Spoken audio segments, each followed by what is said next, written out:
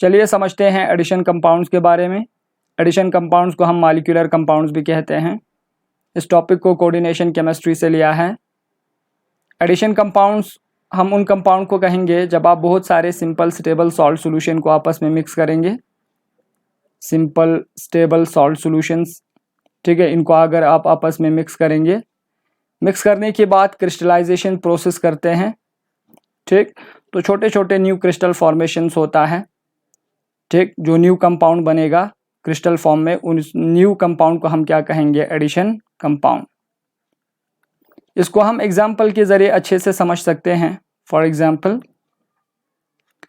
जब आप potassium chloride solution को मैग्नीशियम डाइक्लोराइड सॉल्यूशन के साथ मिक्स करेंगे, ये दोनों सिंपल स्टेबल सॉल्ट है, इन दोनों सॉल्यूशन को जब आप आपस में मिक्स करते हैं तो न्यू कंपाउंड की फॉर्मेशंस होता है क्रिस्टल फॉर्म में, और फार्मूला होगा KCl MgCl2, और यहाँ पर 6 टाइम वाटर ऑफ क्रिस्टलाइजेशंस आता है, ठीक। तो बैलेंस करने के लिए यहाँ पर हम 6 टाइम H2O लिखेंगे, और ये सिंपल स्टेबल सॉल्ट सॉल्यूशन को मिक्स करने के बाद यहाँ पर जो न्यू कंपाउंड बना है, इस कंपाउंड को हम क्या कहेंगे? एडिशन कंपाउंड, ठीक।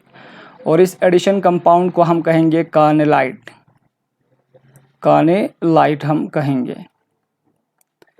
इस प्रकार से अगर आप कॉपर सल्फेट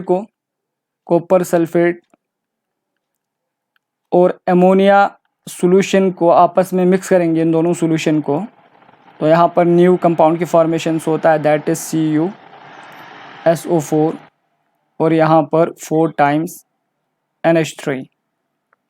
इसको हम कहते हैं टेट्रामीन कॉपर सल्फेट, हम कहते हैं कॉपर सल्फेट।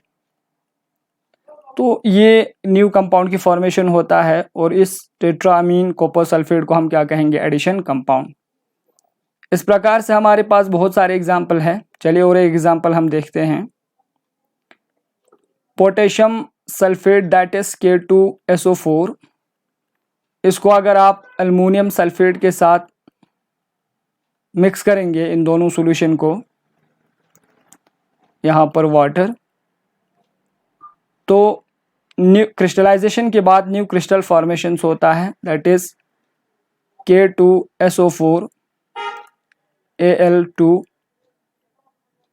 ठीक, SO4 3 टाइम्स, और यहाँ पर 24 टाइम्स क्या आएंगे? वाटर। ये वाटर ऑफ क्रिस्टलाइजेशन से, तो बैलेंस करने के लिए यहाँ पर क्या लिखेंगे? 24। तो यहाँ पर ये जो न्यू कंपाउंड बना है, क्रिस्टल से यहाँ पे बना है, इसको हम कहेंगे एडिशन कंपाउंड, एडिशन कंपाउंड। और इस एडिशन कंपाउंड का नाम है पोटाश आलम, पोटाश आलम। तो सिंपल याद रखना है, addition compounds generally simple stable salt solution को आपस में मिक्स करने के बाद जो कंपाउंड बनता है, उन कंपाउंड को हम क्या कहेंगे? Addition compound. जैसे यहाँ पर एग्जांपल दिया, कार्नेलाइट है, टेट्रामीन कॉपर सल्फेट है, पोटाश आलम है, this all are addition compounds. Addition compound 2 प्रकार के होता है। एडिशन कंपाउंड्स आपको 2 प्रकार के मिलेंगे। एक होता है बेटा डबल सॉल्ट, और दूसरा होता है कोऑर्डिनेशन कंपाउंड्स, कोऑर्डिनेशन कंपाउंड, जिसके बारे में हमको डिटेल में पढ़ना है। कोऑर्डिनेशन कंपाउंड्स, ये बहुत इंपॉर्टेंट है। अब यहाँ पे इधर देखो, ये एडिशन कंपाउंड्स जो है classify on the basis of their identity, ठीक है, आइडेंटिटी के बेसिस पे क्लासिफाई किया है।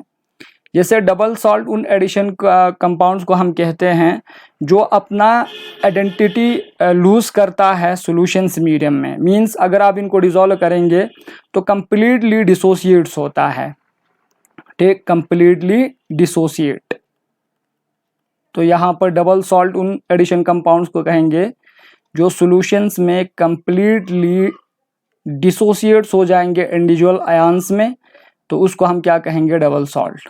या इस प्रकार से भी हम लिखते हैं, इसको ऐसे कहते हैं addition compounds are those double salts are those addition compounds which completely lose their identity, जो अपना आइडेंटिटी लूज करता है सॉल्यूशन में, तो उनको हम क्या कहेंगे, डबल सॉल्ट। अब यहाँ पे आइडेंटिटी लूज करने का मतलब ये है कि अगर आप उन एडिशन कंपाउंड्स को पानी में डिसॉल्व करते हैं तो वो डिसोसिएट्स हो जाता है कंप्लीटली। जब इंडिविजुअल आयन में डिसोसिएट्स होता है तो उसको हम कहेंगे आइडेंटिटी लूज करना, ठीक है। तो यहाँ पे ये एडिशन कंपाउंड्स क्या करते हैं, lose their identity in solution. For example जैसे कार्नेलाइड्स है, कार्नेलाइड का फॉर्मूला था KCl MgCl2 और यहाँ पर था 6 टाइम H2O, ठीक। अब इसको अगर आप डिसॉल्व करेंगे पानी में, जब आप इसकी सॉल्यूशन बनाएंगे तो पानी में ये सब डिसोसिएट्स हो जाता है। पानी में ये आयन्स आपको मिलेंगे K+, ठीक।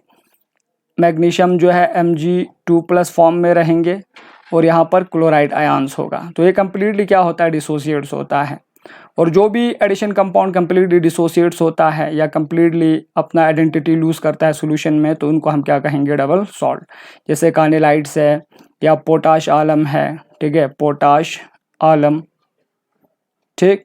मोर सॉल्ट है, तो ये सारे क्या होता है एक्चुअली, मोर सॉल्ट, पोटाश आलम, ये सारे डबल सॉल्ट है या अपना आइडेंटिटी सॉल्यूशंस में लूज करता है।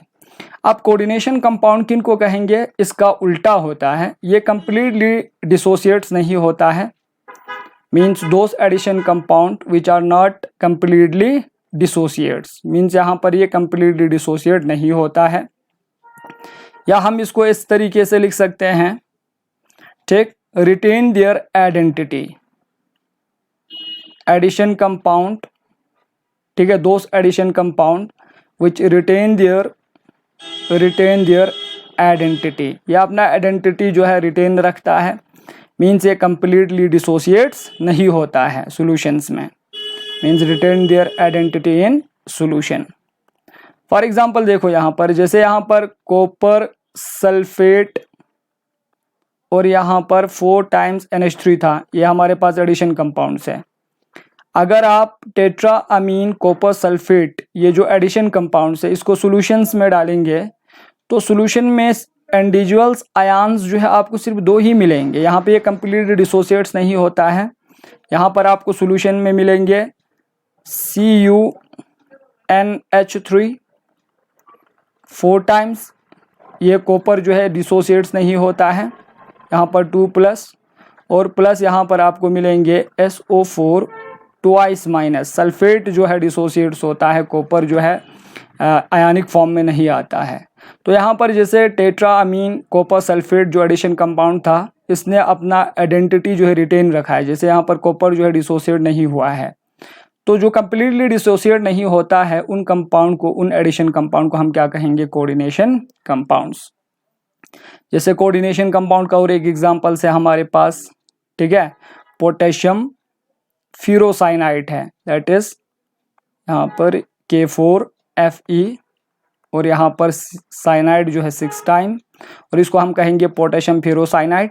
और सॉल्यूशंस में आपको सिर्फ पोटेशियम ही डिसोसिएट्स होगा और यहाँ पर आयरन जो है अपना आइडेंटिटी रिटेन रखता है, दैट इज FeCN 6 टाइम, और यहाँ पर आएंगे बेटा 4 टाइम्स नेगेटिव आएंगे, ठीक। तो ऐसे कंपाउंड जो अपना आइडेंटिटी जो है रिटेन रखता है उनको हम क्या कहेंगे, कोऑर्डिनेशन कंपाउंड्स। तो नेक्स्ट वीडियो लेसन्स में मैं आप लोगों को बताऊंगा कोऑर्डिनेशन कंपाउंड्स के टर्मिनोलॉजी के बारे में बताऊंगा। इसमें बहुत सारे, जैसे कोऑर्डिनेशन नंबर होता है, लिगेंड्स होता है, ठीक है, कोऑर्डिनेशन कम्प्लेक्स होता है, आयोनाइजेशन स्फीयर क्या होता है, इन सब के बारे में हम नेक्स्ट वीडियो लेसन में जानेंगे। So thanks for watching my video lesson.